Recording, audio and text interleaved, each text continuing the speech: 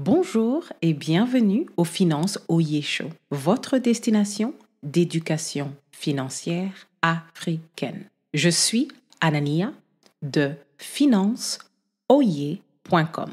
Le problème du jour est que la SEC américaine vient d'approuver l'achat de Bitcoin avec des ETF qui sont des fonds négociés en bourse.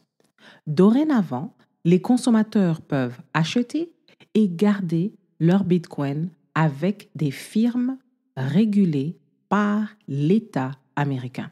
Le principe à retenir est que malgré la joie des Bitcoiners et l'impression de plus de légitimité à la crypto-monnaie, cette permission de l'État américain n'est pas indicateur que la crypto est appropriée pour votre portefeuille. Voici ce qu'il faut faire et savoir. Le gouvernement américain vient de donner plus de protection aux petits investisseurs, aux investisseurs particuliers.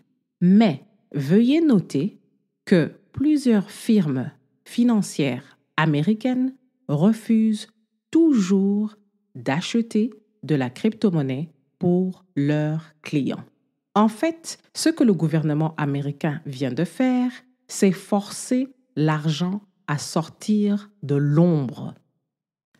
Depuis que la SEC américaine vient d'approuver l'achat des bitcoins avec des ETF, les autres firmes qui ne sont pas régulées par l'État américain sont en train de perdre des millions et des milliards.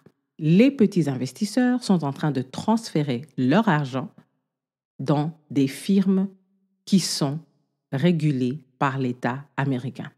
Quand nous regardons ce qui se passe dans le monde, beaucoup de pays n'ont toujours pas approuvé la crypto-monnaie.